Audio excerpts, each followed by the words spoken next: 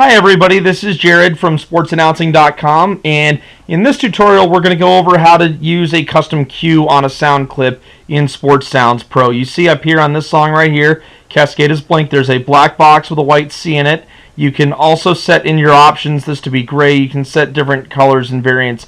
I prefer the black box with the white lettering. It's just easier for me to see. But what we're going to do is we're going to edit this song here, Nelly the Champ. The way that I do it is I'll come over here, I'll copy the button, and I'll paste it. There are times I want to keep the full version just in case I need it. It comes in handy sometimes. You know, for example, you've got a song that you play a lot, just the cued part. Well, you come into a situation where playing the full song will work. That way you've already got it on your computer. So I've done that here. This one we're going to keep right here. You hear how it's got kind of a slow opening. It's a great song to use after championship games. You'll find it in the playlist on sportsannouncing.com. But what we're going to do is we're going to come up to here. We're going to right-click on the button and then edit the button. Edit sound button right here. Come down here to Custom Cue Control. Click it, and it brings up the Custom Cue Control settings box. In here, it allows you to play, stop the sound, pause, or preview. I normally use preview. Since I know about the point in the song that I want to start, I'll come down here and I'll activate the custom cue for the sound clip now. Just get that out of the way. You use this button. This is your progress bar, so you can set any point in the song. As you move it around, you see the time goes up, the percentage goes up and down. Down here, this is the point in the song that you're sitting on, which also reflects right here. Now, these numbers here are all native just to Sports Sounds Pro and the custom cue setting that Bill Bushmeyer put into this program. So they don't really have an exact number that accounts for this, 10 equals however many frames or 100 equals however many frames. There isn't anything that's set exactly just yet, but it does help you fine-tune it a lot better. Found that it does allow you to tune better than some that give you by frames, which is only 74 frames per second. This allows you to really get in and really fine-tune the songs. So I know that I want to come down here to about a minute. And I'll set it roughly, and then I'll press Set Start Cue. Now, this is where the song is going to start. Click on Preview.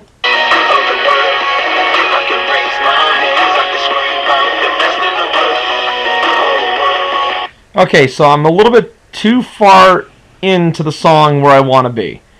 How do I do that? Well, I come down here, and these fine-tune factors allow you to add and subtract as needed. The larger the number, the larger the skip that you'll get in the song to go back and forward. So I'm going to come down here, and you see I'm pressing the down arrow. Now I'm going to bring it down to about 10,200, roughly in that area. Then I'll click on Preview. How do I like it? Still a little bit too far forward for my liking. I'll come back here to 10,000 even.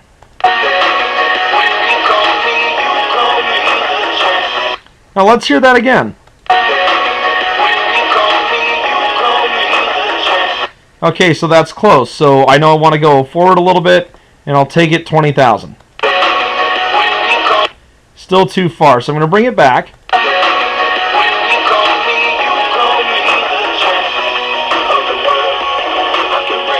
And we'll go good for right there for right now, just to see how that works. It sounds good to me. I'm fine with it. You can also set an endpoint which will stop the song at that point. So, which is good for songs that if they have a very long, quiet ending to them and you want them to end a lot sooner, go ahead and set an endpoint with one of those. And that's where that comes in real handy. All you do is just listen to the song. When you get to the point where you want it to end, just hit set endpoint. This is great for setting playlists. If you have a bunch of songs on your playlist that go from one song to the other, it's not necessarily going to crossfade when you want it to, so you set that endpoint a little bit sooner, and it'll crossfade in the songs. That's what that allows you to do.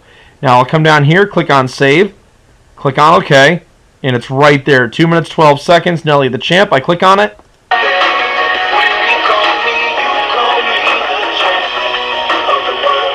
Not the best cueing of the song, but it gives you the best idea of where you want it to start. And I'll come over here to the C group, and down here, Hockey 19 through 24. Pretty much every one of these songs has been cued at some point. There's a lot of songs now that you really do need to cue them to set it to start at a certain point, such as this one.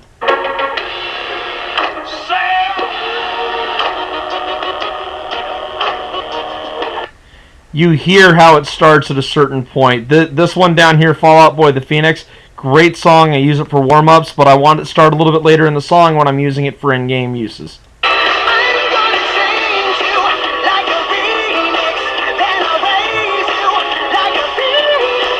So that's the part of the song that I want to use, and that's why I set the cues where I do.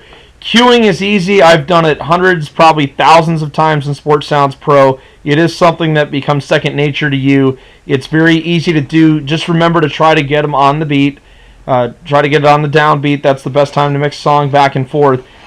For more on that, you can go online, find various resources on mixing on the downbeat, finding the downbeat in songs and everything like that. A lot of times just counting in your head, 1, 2, 3, 4, and when you get to 4, that's where you're going to take it out. That's what helps you make them sound good. If you have any questions, you can definitely email me at dj@sportsannouncing.com. And want to thank you for taking a look at the Sports Sounds Pro tutorial on setting a custom cue for your sound buttons. Thanks for tuning in, and have a good time out there, everybody.